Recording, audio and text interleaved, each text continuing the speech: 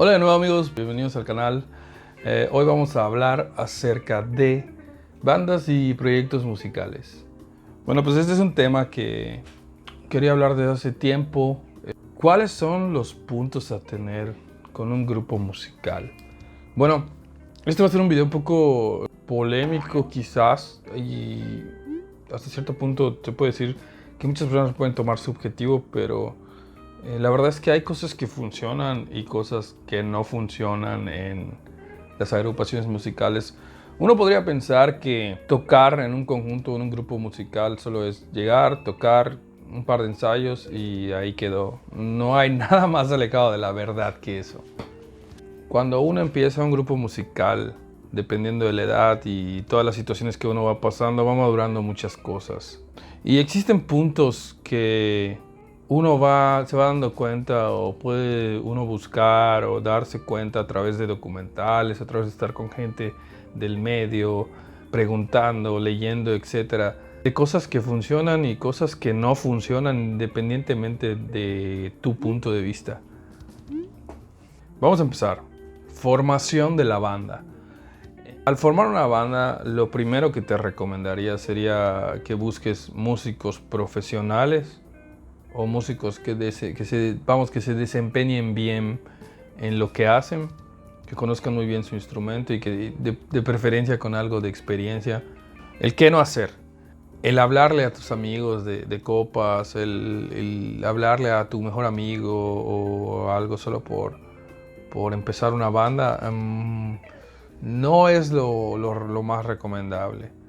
Que si se da la situación que con el tiempo empezaron muy jóvenes quizás y se vuelven muy buenos, que quizás por algún azar del destino tu amigo y tú ya tocaban bien, pero eso es una minoría. Realmente el tratar de formar una banda desde esa perspectiva tan romántica no funciona. No funciona por varias razones. En primera, porque si te juntas con tus amigos, lo más seguro es que tengan metas muy diferentes a la tuya. Si tú ya sabes que te vas a dedicar a la música o que te desempeñas como músico profesional, el hecho de faltas, de no sacar canciones, cualquier obstáculo que se pueda interponer en la vida del día a día del músico, para otras personas que lo tienen nada más como un hobby o para tu amigo o algo así, no es una prioridad. Esa es la realidad, ¿no? Entonces, te digo esto porque me he visto en esta situación, no por dar una cátedra, realmente he padecido estas situaciones. No funciona el hecho de estar tocando con gente que no tiene las mismas aspiraciones profesionales y artísticas que tú. Una vez que tienes el proyecto armado con los músicos que quieres, hay que establecer muchas cosas. Aquí es donde se empieza a poner apenas un poco más complicado.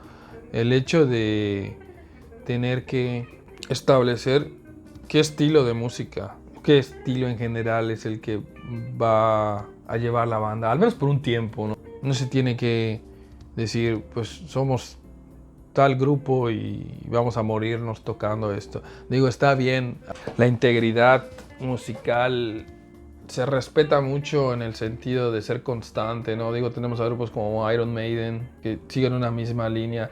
Sin embargo, se ha visto cómo han variado bastante en su discografía dentro de su mismo rubro. Pero vamos, no vamos a empezar un grupo de death metal para terminar tocando cumbia, ¿no? O sea, tampoco lo veo congruente. Entonces, decidir el género musical que vamos a tocar, el estilo, delimitar cuáles son las metas.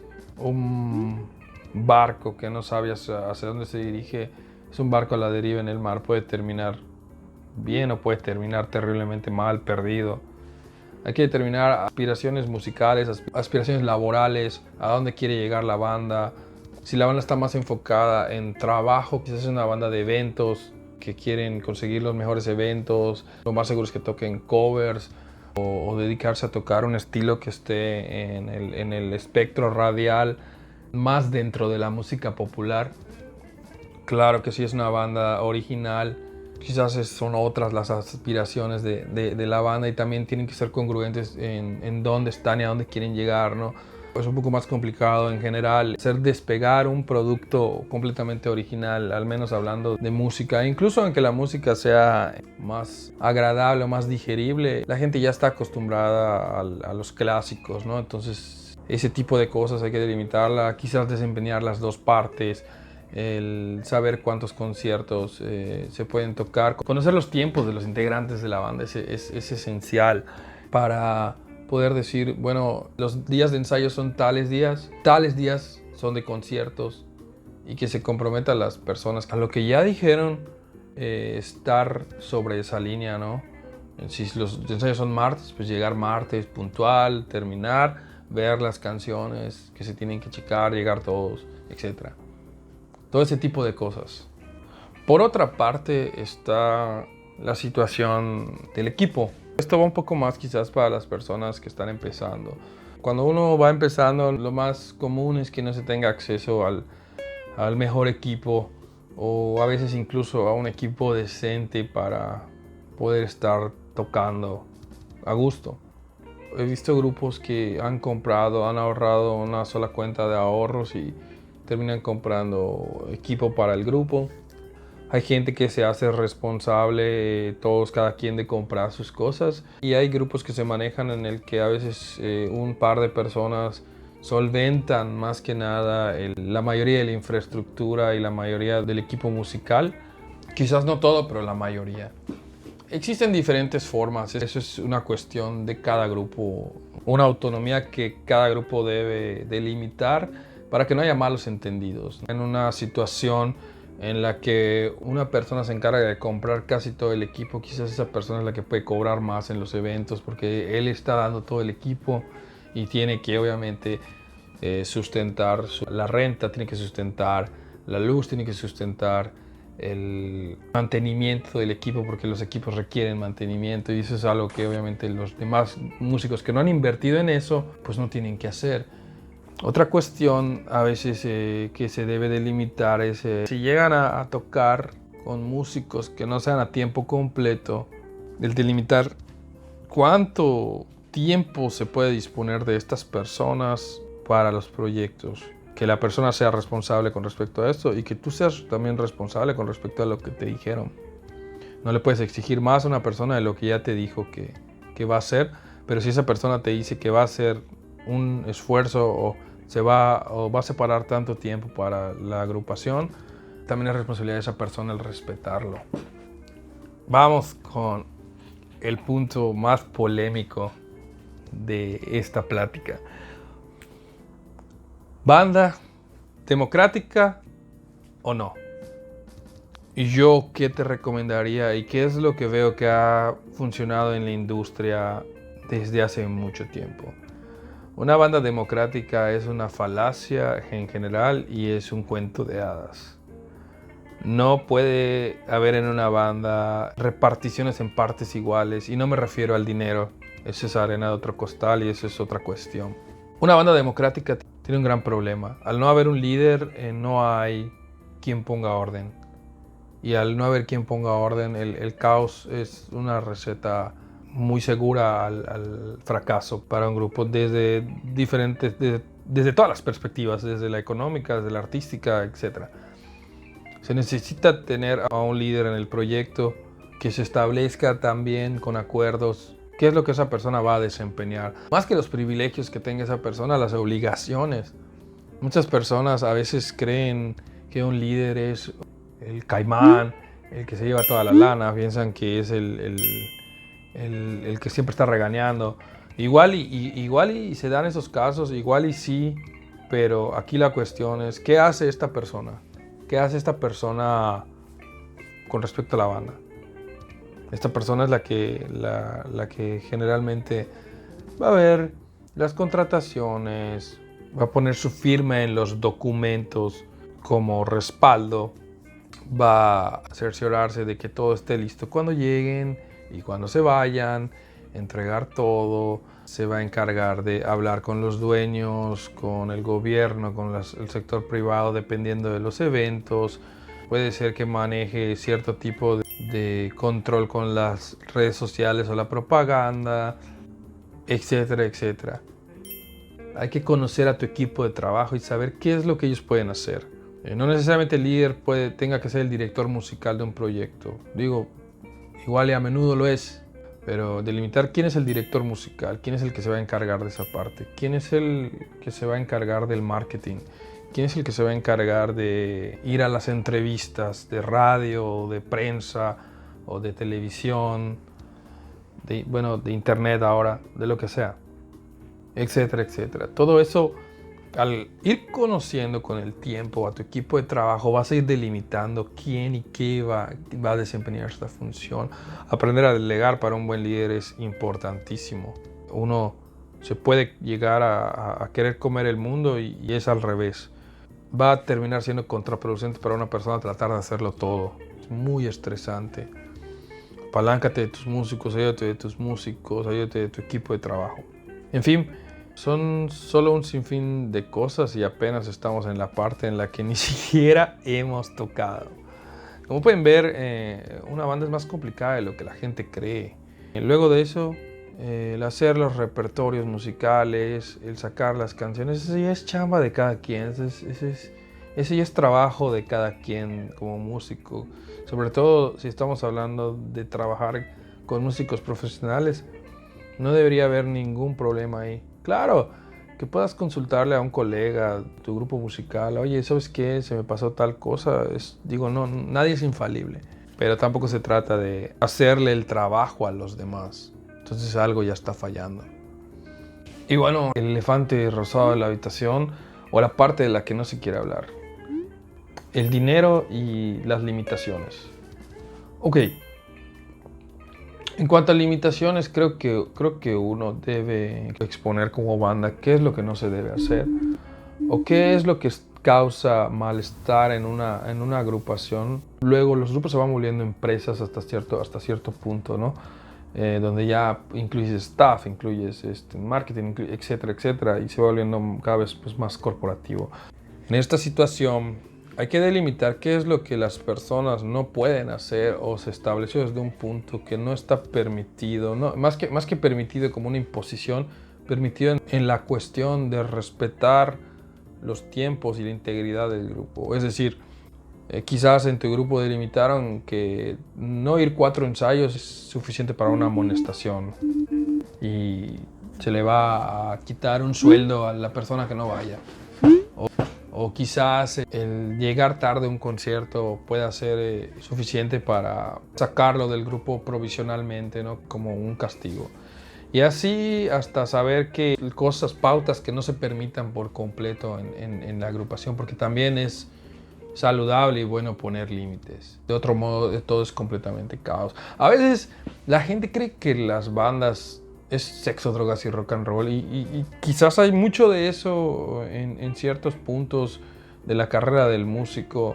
Eso es tema para otro día, pero aquí la cuestión es dejar en claro que hay cosas que no se pueden permitir, no por una cuestión, repito, de imposición, sino por una cuestión de control de calidad para tu grupo. Viéndolo desde una perspectiva de éxito laboral, se tiene que ver eso, ¿no? Esto no es posible, esto no es viable o esto no se va a consentir en nuestro grupo. Y por último, establecer también qué decisiones se puedan hacer en grupo como democracia, porque al haber un líder no quiere decir que las cosas tengan que ser una monarquía autoritaria, ¿no? En el sentido de que solo se va a hacer lo que una persona diga. Creo que es saludable el tomar decisiones en grupo bajo votación. Desgraciadamente no necesariamente que algo tenga que ser unánime para tomar una decisión en una votación, pero sí al menos cosas que se puedan establecer por mayoría. En mi caso te puedo hablar sobre un ejemplo real, ¿no? En el habernos sentado en una reunión con mi grupo Solsticio y haber dicho, bueno,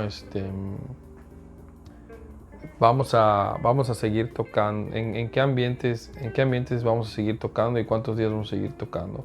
Y eso era algo que se tenía que someter a votación totalmente. Recuerdo haber estado sentado en esa mesa y en ese punto habíamos saturado un poco nuestros horarios y ya era complicado el seguir tocando a nivel personal para todos. Entonces decidimos sentarnos y decir, bueno, esto es lo que se puede hacer. estos son los tiempos que cada quien tiene y esto es cómo se va a seguir trabajando, etcétera, etcétera. No tiene que ser eso, no digo, puede ser cualquier cosa, puede ser una caja de ahorros, puede ser la decisión que sea. Ustedes son los que delimitan como grupo. Una persona, también el mismo líder creo que es alguien que debe ganarse su lugar y que también debe estar ahí por el mismo grupo, no al revés. No existe un lema: un verdadero rey es esclavo de su pueblo. Creo que hay que, si no llevarlo como anillo al dedo, tratar de seguir eso, recordar que uno se debe a su gente, no al revés. Y por último, la parte que todos quieren escuchar, el dinero. Bueno, en esta parte voy a hacer un poco trampa porque realmente, como dicen a veces, no, la ropa sucia se lava en casa. En una cuestión del dinero, en una cuestión de las finanzas, tiene que haber una persona que sea la que administre las finanzas. Te recomendaría que leas libros de educación financiera, que veas cómo funcionan los grupos que a ti te gustan y ser congruente. No es posible el hecho de tener el cuento de hadas y decir, vamos a cobrar todos igual. Y cuando claramente o unas personas de la agrupación mantienen un perfil de trabajo mucho más extenuante que los demás.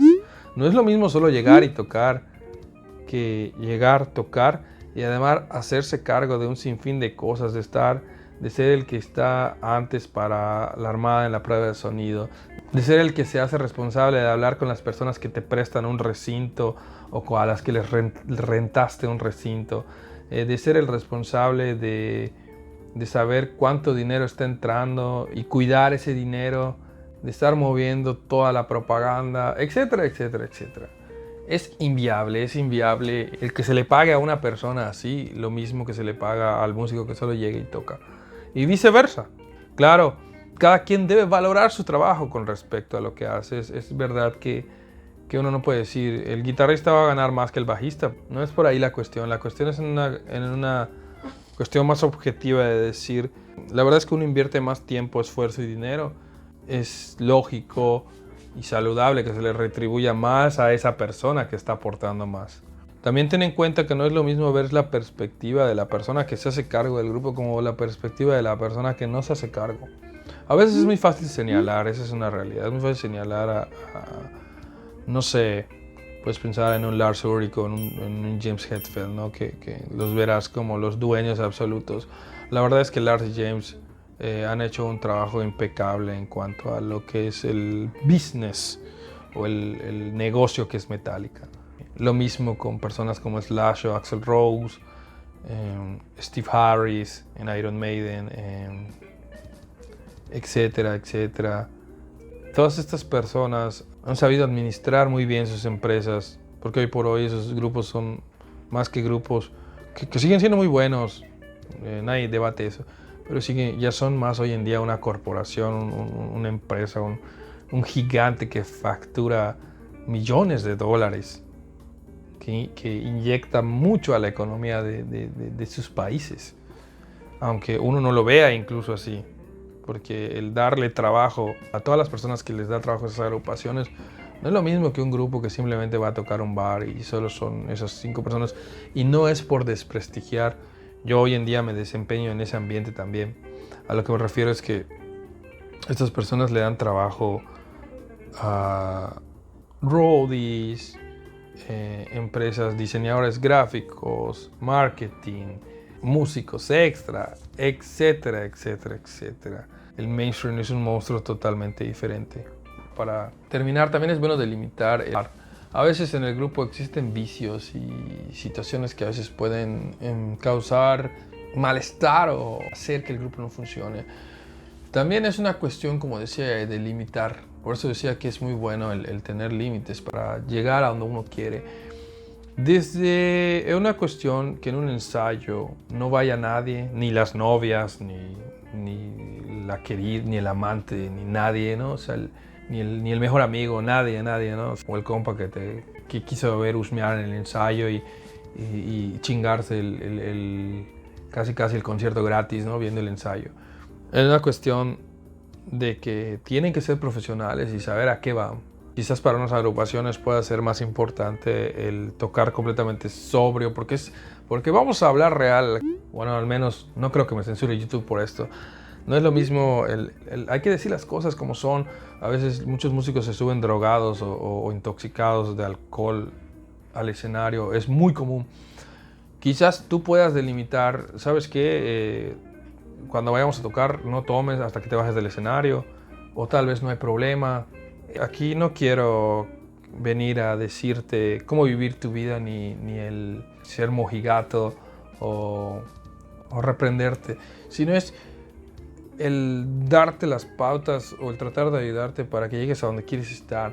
Si te das cuenta que tu grupo se vive subiendo drogado o alcoholizado y tocan terrible y dan conciertos de la chingada, evidentemente eso no funciona. No porque no puedas tomar, no porque no puedas drogarte. Aquí no se trata de eso. Y más allá de las implicaciones legales o emocionales, eso es tema de otro día.